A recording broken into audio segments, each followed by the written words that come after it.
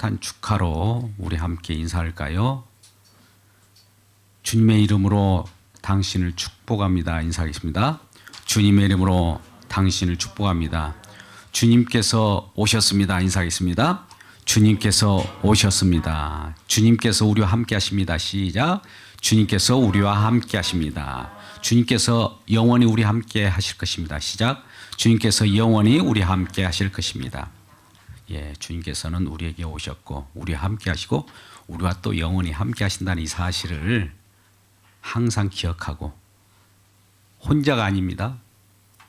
우리는 내 안에 사는 이 그리스도인, 그리스도로 말미암아 우리가 살고 있는 것이죠. 우리가 주인이 아니에요.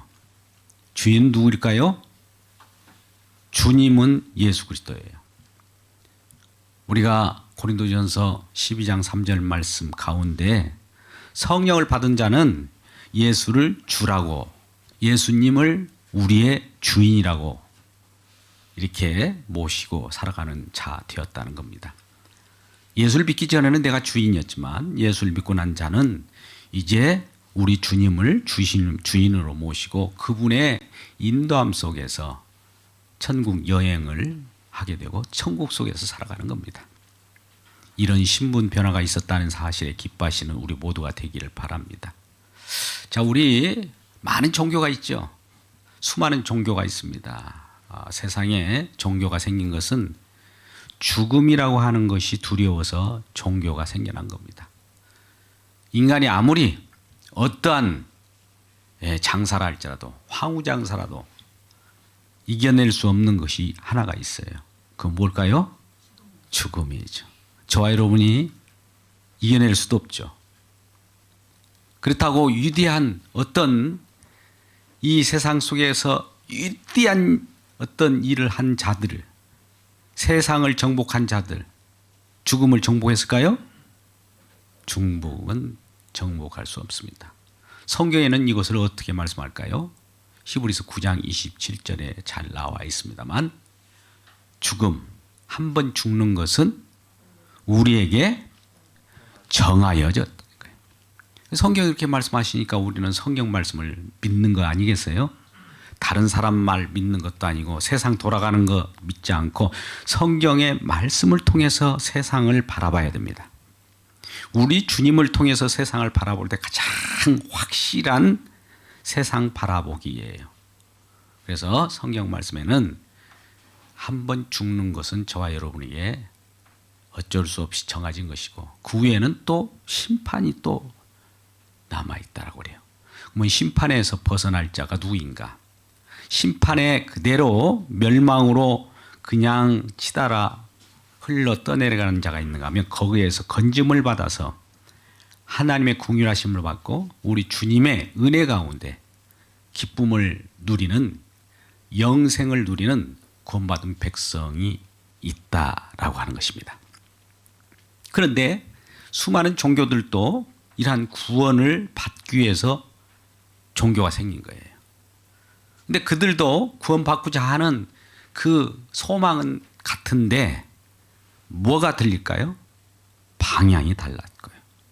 또 하나님께서 말씀하신 대로 그들이 구원을 받을 수 있는 길을 열어주셨는데도 불구하고 하나님이 제시하신 길이 아니에요. 우리는 어떻게 구원을 받았습니까? 우리는 어떻게 영생을 얻었죠? 예, 우리 잘 아는 말씀 있지 않습니까? 요한복음 3장 16절 말씀, 하나님이 세상을 이처럼 사랑하사 독생자를 주셨으니 누구든지 그를 믿는 자마다 영생을 얻게 하려 하심이라. 믿는 자마다 누구요? 예수 그리스도. 예수 그리스도는 성탄 아기 예수로 이 땅에 오셨어요. 이분이 성장합니다. 성장하는 과정 속에 순환의 길을 가고 궁극적으로 이 세상 속에 어둠의 세력을 가져온 사단 마귀를 무너뜨리고 우리에게 사망 권세를 무너뜨린 다음에 죽음을 이기시고 생명을 주시는 그 길을 펴주셨어요. 그래서 영생은 예수 그리스도를 아는 것이라고 요한복음 17장 3절은 말씀합니다. 그래서 성경은 누구에 관한 말씀일까요? 요한복음 5장 39절에서도 이 성경이 나에 대하여 증언하는 것이다. 나에 대한 증거라는 거예요. 성경 말씀을 보고 우리가 예수 그리스도를 발견하지 못하면 아무 소용이 없어요. 성경을 가지고 우리가 성경을 도구로 해서 나의 유익을 구하려고 하고 성경을 도구로 해서 내 욕구를 충족시키려고 한다면 성경이 나의 도움이 되는 것이 아니라 우상이 되어버린 거예요. 이걸 성경 도구주의라고 하는 겁니다. 성경을 알라딘 램프처럼 지니처럼 금나라 똑딱 하면서 이걸 이용하려고 하면 이용당하는 성경 말씀이 아니에요. 예수께서는 그 이용하려고 하는 우리의 욕심을 십자가에 못 박으라고 오히려 종용할 뿐입니다. 그래서 우리는 성경에서 영생을 얻고자 성경을 살펴봐요. 성경을 연구하거니와 이 성경은 나에 대한 증거이며 증언이라고 하는 것이죠. 그러면 여러분 우리는 에베소서 2장 8절, 7절, 8절 말씀을 잘 알고 있습니다. 너희가 그의 은혜를 인하여 믿음으로 말미암아 구원을 받았나니, 구원을 얻었나니 이것은 너희에게서 난 것이 아니요 오직 하나님의 선물로 주어진 것이라고 말씀합니다. 그래서 우리가 구원받은 것 때문에 나는 이런 구원받을 자격이 있어서 난 구원받았다라고 하고 자랑할 수가 없다는 거예요. 하나님께서 은혜를 주신 것은 자격 없는 자에게 주어질 때 은혜라고 하는 거예요. 그래서 그 은혜로 우리는 구원받은 것이죠. 구원받은 자로서 우리는 구원받은 신분의 변화가 있을 거예요. 구원받기 전과 후가 뭔가 확실하게 나눠지게 되어 있는 겁니다. 우리 주님께서 이 땅에 오실 때, 기쁘다 구주 오셨을 때 그 예수님이 오기 전, before Christ, 예수 오기 전과 그 이후, AT, 주님께서 오신 이유는 확실히 다르듯이 우리 주님께서 저와 여러분을 찾으시 오시기 전과 찾아오셔서 함께 사는 이 생활은 다르다는 거예요. 그러면 우리 주님께서 저와 여러분이 함께 하셔서 구원받은 자로서 신분이 변화된 저와 여러분 삶은, 은혜 받은 자로서 삶은 어떻게 살아야 할까요? 오늘 이 부분에 대해서 함께 은혜 나누고자 하는 겁니다. 그러면 우리가 이 은혜 받은 자로서 어떤 신분이 되었는가를 알고 살아가려고 하면 먼저 이전에 어떤 자였는가를 알아야 돼요. 구원받기 전 우리는 오늘 본문 말씀 디도서 3장 5절에 너희가 구원을 얻었으되 우리를 구원하시되, 우리 주님께서 오늘 구원하셨어요. 그런데 그 전에 3절 말씀, 우리는 이전에 어떤 자였는가가 잘 나와 있습니다. 저와 여러분이 이전에 어떤 자였으며 지금도 예수 그리스도 안에서 은혜를 받고 살아갑니다만 이런 전의 성품과 내용들이 아직도 우리는 가지고 있다는 데 문제가 있는 겁니다. 한번 볼까요?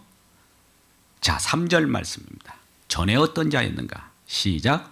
우리도 전에는 어리석은 자요, 순종하지 않은 자요, 속은 자요, 여러 가지 정욕과 행락의 종노릇한 자요, 악독과 투기를 임삼는 자요, 가증스러운 자요, 피차 미워한 자였었습니다.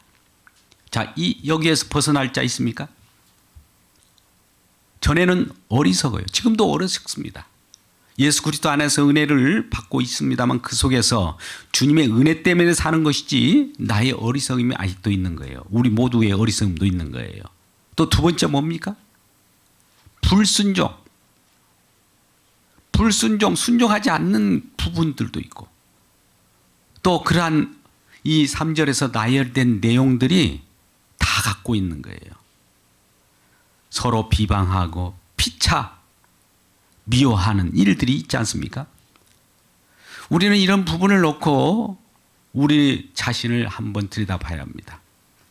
여러분, 우리 성경 말씀은 어떻게 보면 율법적인 내용들이 있어요. 율법의 궁극적인 것은 사랑이지 않습니까? 갈라디아서 5장 14절 15절 말씀은 온 율법, 하나님 말씀은 율법으로 인식할 때 온 율법은 갈라디아서 5장 14절 15절 말씀에 온 율법은 내 이웃을 내 몸과 같이 사랑하라 하는 이 말씀으로 이루어졌다라고 해요. 자, 이 말씀은 무슨 말씀일까요? 율법의 내용은 사랑이라는 거예요. 사랑. 그런데 15절 말씀 보세요. 이 사랑이라고 하는 것은 하나님을 사랑하고 이웃을 사랑하는 이 사랑인데 15절 말씀, 이웃을 사랑하지 않고 서로 사랑하지 않고 이렇게 되면 어떻게 될까요? 15절. 만일 서로 물고 먹으면 피차 멸망할까? 조심하. 서로 물고 먹으면이라는 뭘까요?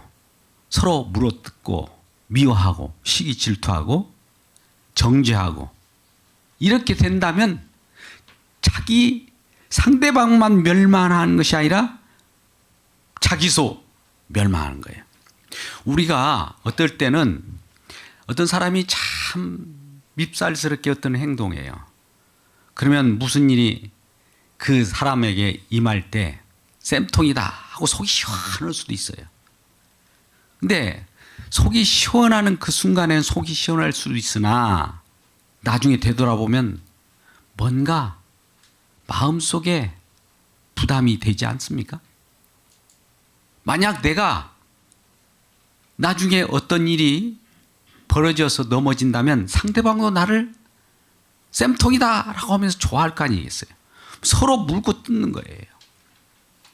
이런 것은 옳지 않는다는 거죠. 성경 말씀은 그러한 것을 이전의 생활이라고 하고 이제는 이제 구원을 받았으되 5절 말씀 한번 볼까요? 오늘 디도서 3장 5절 말씀을 한번 보겠습니다.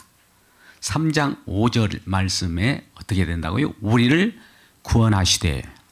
자, 우리를 구원하셨어요. 우리는 지금 이제 은혜 받은 자로서 살아가갈 때 우리가 이전에 어떤 자를 알았다면 이 우리에게 주신 은혜로 구원받은 이 은혜가 어떠한 것인가를 잘 알게 되고 구원이 우리에게 어떻게 임하였는가도 잘 분별할 수 있는 거예요. 그러면 이 우리가 어떻게 구원받았는가를 우리가 생각해 봐야 합니다. 근데 5절 말씀은 우리를 구원하시되, 이 지금 5절 첫 구절에 이렇게 됐습니다만 4절 말씀 보면 이 구원의 근거가 나와 있어요. 왜 우리를 구원해 주시는가? 이 구원의 근거가 4절 말씀입니다. 4절 말씀 같이 읽을까요? 같이 읽겠습니다. 시작. 우리 주 하나님의 자비와 사람 사랑하심이 나타날 때, 여러분 기쁘다 구주 오셨네. 우리 주님이 나타나실 때, 나타날 때 우리 구주 하나님이 그분의 자비하심과 사람을 사랑하심이 나타날 때, 여러분 우리는 하나님의 사랑이 어떻게 나타났다라고 요한일서 4장 9절 10절 말씀에 뚜렷하게 이렇게 표현합니다. 사랑이 이렇게 나타난 바 되었으니 사랑이 여기에 있으니라고 해서 구체적으로 지시하고 있어요. 요한일서 4장 9절 10절 말씀을 한번 읽어볼까요? 같이 읽겠습니다. 시작. 하나님 사랑이 우리에게 이렇게 나타난 바 되었으니, 어떻게 나타난 바 됐는지 한번 더 읽어보자고요. 하나님이 자기의 독생자를 세상에 보내심은 그로 말미암아 우리를 살리려 하심이라. 자 보세요. 우리를 살리시려고 독생자를 보냈답니다. 그러면 우리는 지금 어떤 상태였었습니까? 이전에 죽었다는 것이죠. 죽었다는 거. 죽어 있는 자를 살린 거예요. 우리는 자칫 이 생존, 숨쉬고 호흡하고 움직이는 이것을 살았다고 생각하는 사람들이 있어요. 우리가 인식하는 거예요. 근데 성경에서는 뭐라고 합니까? 하나님과의 관계가 끊어지고 죄를 범하는 자마다 하나님과 원수가 되었고 죄인 되었을 때 그 하나님 관계가 떨어진 것을 죽음이라고 하는 겁니다. 그 증상으로 나타난 것이 이 생물학적인 죽음도 우리에게 오거니와 멸망까지 이르고 나중에 심판에 이르게 되는 거예요. 근데 죽었던 우리를 이제 살리기 위하여 독생자를 보내신 것이 사랑이라고 하면서 이렇게 나타났다고 요한일서 4장 9절에는 말씀하시고요. 10절의 말씀은 또 구체적으로 요한일서 4장 10절에는 사랑은 여기 있어요. 여기 있어요. 이렇게 보여줍니다. 옆분에게 한번 인사할까요? 사랑은 여기 있어요. 사랑은 여기 있어요. 한번 손을 내밀어서 우리가 쑥스럽지만 한번 해보세요고요. 사랑은 여기 있어요. 사랑은 여기 있어요. 예, 어디 있냐고요? 이렇게 하려면은 이제 10절 말씀 보셔야죠. 10절 말씀을 보실까요? 시작. 사랑은 여기 있으니 우리가 하나님을 사랑한 것이 아니요 하나님 우리를 사랑하사 우리 죄를 속하기 위하여 화목제물로 누구를 주셔요? 그 아들을 보내셨어요. 그 아들을 보내셨기 때문에 우리 구주 예수 그리스도의 탄생, 성탄의 기쁨이 있는 거예요. 우리는 12월 25일 또 12월 24일 크리스마스 이브 날 길거리에 나가서 뛰고 즐거워하지만 왜 즐거워한지를 모르고 세상 사람은 그냥 즐거워하는 것이죠. 영을 즐기고 부어라 마셔라 하지만 우리 예수 그리스도를 믿는 은혜 가운데 있는 신분에 변화된 저와 여러분은 이 예수 그리스도께서 어떤 일을 하셨으며 또 사랑으로서 어떻게 나타났는가 구원의 근거를 알기 때문에 기뻐하는 거예요. 그래서 이러한 구원의 근거, 우리 구주 하나님의 자비와 사람하심이 나타났다. 이렇게 나타났다. 기 때문에 이것이 구원의 근거가 되어서 우리는 5절 말씀 가운데 너희가 구원을 받았으되, 그러면 구원을 받았을 때 우리는 구원의 근거를 방금과 같이 하나님의 사랑하심과 자비라고 그랬어요. 그렇죠? 독생자를 보내시고 아들을 보내신 것이라고 해서 이 땅에 구주가 탄생한 것이라고 했습니다. 그렇다면 구원의 구체적인 방법은 뭘까요? 그것이 바로 5절 말씀입니다. 5절 말씀 뒷부분 보죠. 우리를 구원하시되 뒤에 방법이 우리가 행한 바 의로운 행위로 말미암지 아니하고, 먼저 이것이 아니라는 걸 먼저 합니다. 우리가 구원받은 것은 우리의 구원의 방법은 이것이 아닙니다라고 먼저 부인하는 모습을 보여요. 우리의 행한 바, 우리의 행실로, 우리가 수련으로, 우리의 노력으로, 우리 인간의 어떠한 일로도 행한 바 의로운 행위로 말미암지 않고 어떻게 그러면 구원받았을까?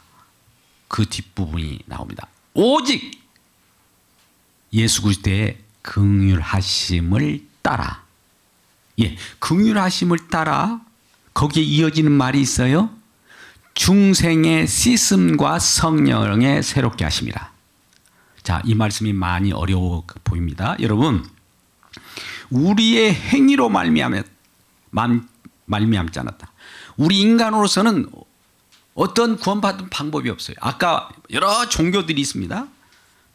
죽음이 두려워서 죽음으로 벗어날 길을 찾기 위하여, 구원받기 위하여 종교가 생겼다고 하지 않습니까? 그런데 인간으로서는 방법이 없어요. 방법이 없는 거예요. 그러면 어떻게 우리를 구원하셨을까?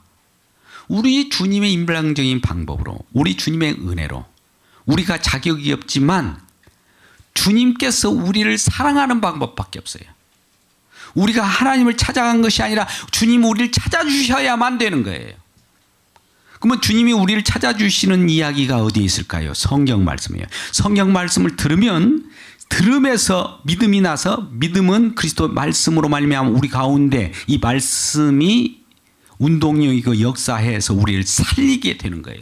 주님이 우리를 살림으로 말미암아 살아난 자로서 살려졌을 때에 구원받았음을 그때서야 아는 겁니다. 구원받은 우리 모두가 이러한 구원받았음을 알게 되었을 때 주님께서는 어떻게 우리를 구원하셨는가 봤더니 우리 주님이 우리를 긍휼하셨대요.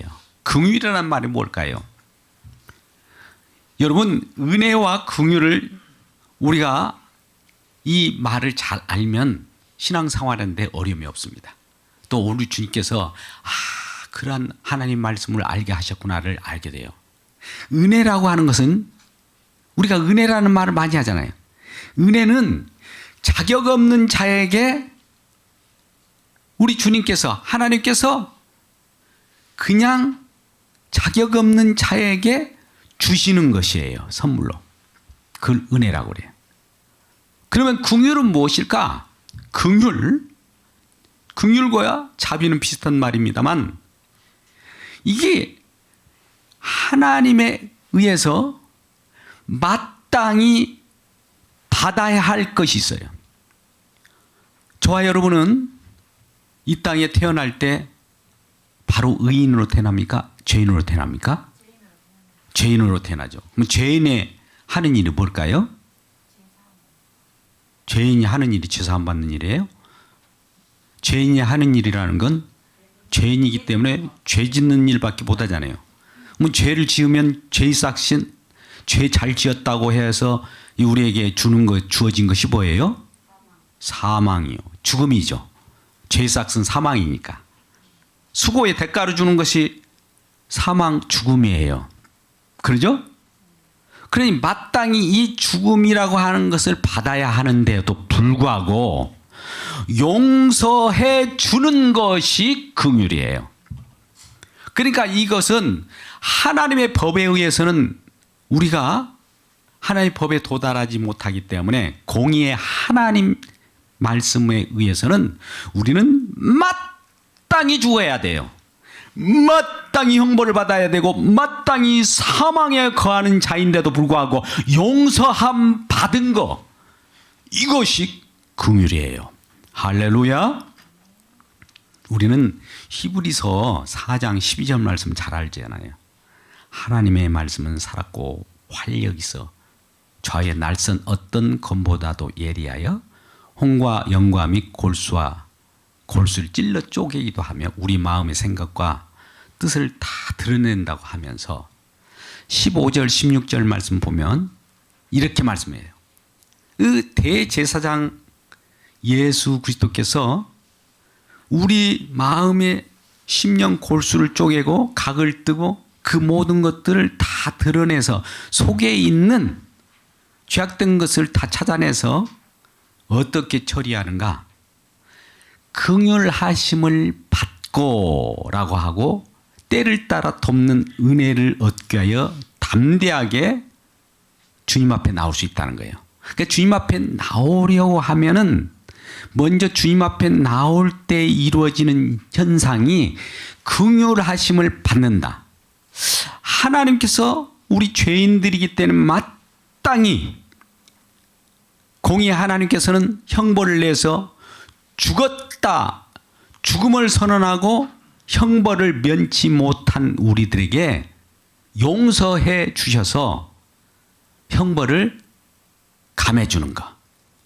지금 국가적으로 대통령이 사면을 받았습니다. 정말 형벌을 다 받아야 돼요. 근데 긍휼히 여기셔서 그냥 봐주는 거예요. 죄가 없어서가 아닙니다. 일방적인 하나님의 용서, 정말 강하게 말하면 때려 죽여도 어떻게 보면 하나님 법에 위반하면 하나님의 심판주로서 때려 죽여도 시원찮지만 용서해서 품어주는 그 사랑, 그것을 긍휼이라고 하는 겁니다. 그러니까 이러한 긍휼을 따라서 오늘 본문으로 돌아와서 디도서 3장 5절 하반절입니다. 긍휼함을 따라 어떻게 해야 된다고요?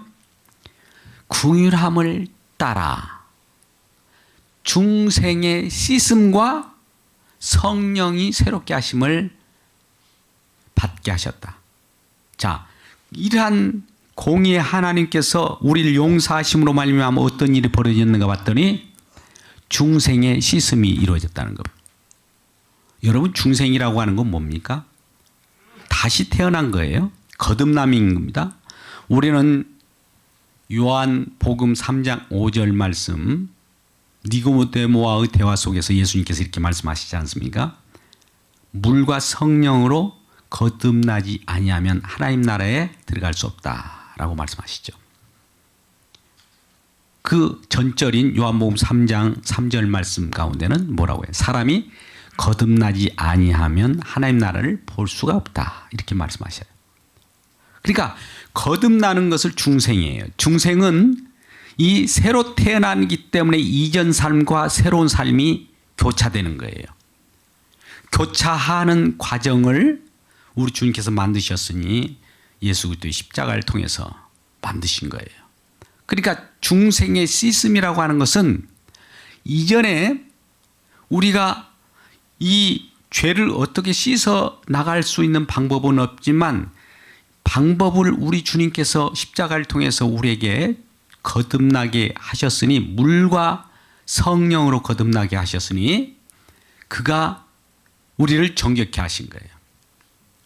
이 부분에 대해서는 우리는 지금 구약의 에스겔서 36장 25절 26절에 잘 나타나 있습니다. 에스겔서 36장 25절 26절 말씀 한번 읽어보면 좋겠습니다. 에스겔 36장 25, 26절입니다. 같이 읽어볼까요? 시작. 맑은 물을 너에게 뿌려서 너희로 정결하게 하되 곧 너희 모든 더러운 것에서부터 모든 우상 숭배에서 너희를 정결하게 할 것이며 또 새 영을 너희 속에 두고 새 마음을 너희에게 주되 너희 육신에서 굳은 마음을 제하고 부드러운 마음을 줄 것이며, 새 영과 새 마음, 정결하게 하는 그 성령을 주셔서 우리가 변화를 받게 되는 거예요.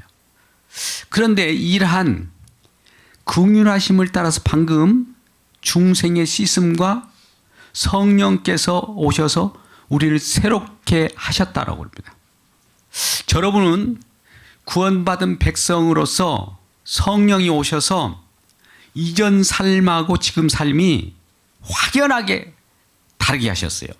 이전에 예수님의 오시기 전과 예수님 오신 후와 다르듯이 우리 삶에도 이전과 이후의 삶이 바꿔진 거예요. 새롭게 하시는 방법은 성령께서 예수님께서 이루신 그 공로를 적용해서 예수님께서 어떤 일을 성취하셨기 때문에 그 성취한 내용을 가지고 계속 저와 여러분을 반복시켜가면서 새롭게 하십니다.